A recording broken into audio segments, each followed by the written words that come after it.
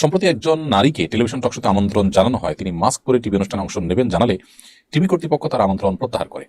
পর্দানসীন নারীদের প্রতি বাংলাদেশি মিডিয়ার এহেন আচরণ সম্পর্কে আপনি কি বলবেন? এসব মোকাবেলা আমাদের করণীয় কি? সমাজে ইসলামী বীমা নামে বিভিন্ন বীমা কোম্পানি আছে, সেগুলোতে কি বীমা করা যাবে?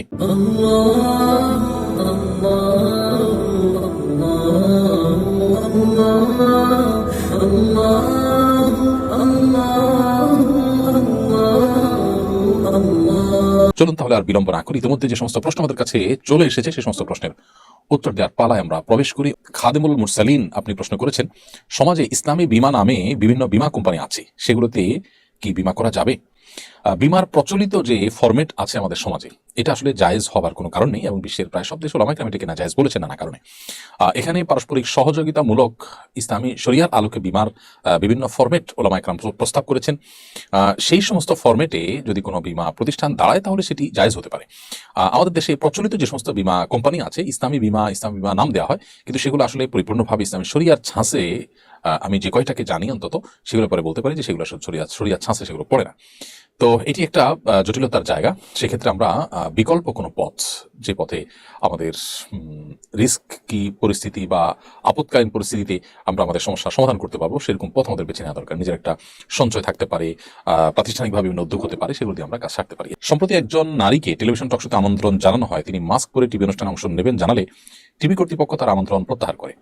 পর্দানসীন নারীদের প্রতি বাংলাদেশি মিডিয়ার এহেন আচরণ সম্পর্কে আপনি কি বলবেন? এসব মোকাবেলা আমাদের করণীয় কি? খুবই দরকারি একটি প্রশ্ন। দেখুন, বাংলাদেশে সংখ্যাগরিষ্ঠ মানুষ ধর্মপ্রাণ।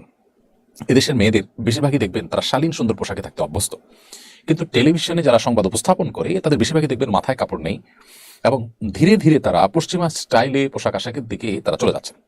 আমার প্রশ্ন, একটি দেশের গণমাধ্যম, সংবাদ মাধ্যম, সেটা যদি সে দেশের মানুষের কৃষ্টি এবং কালচারকে রিপ্রেজেন্ট না করে, সেই গণমাধ্যম বা সেই মিডিয়া কি এদেশের, নাকি সেটা ভিনদেশী কোনো এজেন্ডা বাস্তবায়ন করার চক্রান্তে লিপ্ত, তাদের কোনো নীল নকশা বাস্তবায়ন করছে?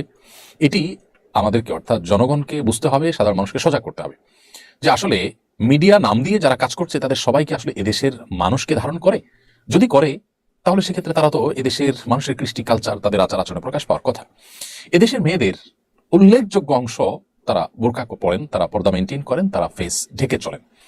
আপনি আপনার টিভি অনুষ্ঠানে যদি তাদেরকে অ্যাকোমোডেট করতে না পারেন, তাদেরকে যদি এখানে অনবোর্ড করতে না পারেন, তাহলে সেক্ষেত্রে আপনি সমাজের গুরুত্বপূর্ণ একটা অংশকে ইগনোর করছেন। আপনি একটা সংস্কৃতি চাপিয়ে দেওয়ার চেষ্টা করছেন। এটা সুস্পষ্টভাবে সাংস্কৃতিক ফ্যাসিবাদ। এবং দীর্ঘদিন পর্যন্ত এই সংখ্যা লঘুরা, সামান্য কিছু হাতে গোনা ইসলাম বিদ্বেষীরা এবং বিদেশিদের দোসররা, তারা আমাদের দেশের মানুষের উপরে একের পর এক তাদের এই সমস্ত চিন্তাধারাকে চাপিয়ে দিচ্ছে। এদেশের অনেক পজিটিভ জিনিস দেখবেন তারা প্রচার করে না, অনেক নেগেটিভ জিনিস তারা প্রচার করে। এবং এদেশের সংখ্যাগরিষ্ঠ মানুষের অনেক চিন্তা চেতনা, দর্শন, সংস্কৃতি, সেগুলা এই সমস্ত মিডিয়া দেখবেন স্থান পায় না। কিন্তু একেবারে সংখ্যায় উল্লেখযোগ্য নয় সেসব বিষয়গুলোকে তারা ফুলিয়ে ফাঁপিয়ে প্রচার করে। অর্থাৎ ধূলিকণাকে তারা পর্বত করে দেখায় আর পর্বতকে তারা ধূলিকণা হিসেবে উড়িয়ে দেওয়ার চেষ্টা করে। এগুলো যদি আমরা বর্জন না করি এবং শক্ত হাতে যদি এগুলো দমনের জন্য আমরা সংশ্লিষ্ট মহলকে আমরা চাপ না দিই, তাহলে সেক্ষেত্রে এরা আরো বেশি আমাদেরকে জেগে বসবে, আমাদের বুকে বসে আমাদের দেশে থেকে তারা আমাদের বিরোধিতা করবে। খুবই দুর্ভাগ্যজনক একটি বাস্তবতা এটি আমাদের। এখানে যে ঘটনা ঘটেছে আমি সেটিকে কেন্দ্র করে অন্য সবগুলোকে সামনে রেখে কথাগুলো বললাম, শুধু এই চ্যানেল বা এই ঘটনার জন্যই বলিনি। অতএব আমি আশা করব যে মিডিয়ার কর্ণধার যারা আছেন তারা এদেশের মানুষের হয়ে কাজ করবেন, ভিনদেশীদের দোসর হয়ে তারা কাজ করবেন না। এদেশের মানুষের কৃষ্টি সংস্কৃতিকে যদি শ্রদ্ধা করতে না পারেন, তাহলে এদেশে আপনার সংবাদ মাধ্যম পরিচালনা করবার নৈতিক অধিকার কোথায় থাকে আপনার কাছে?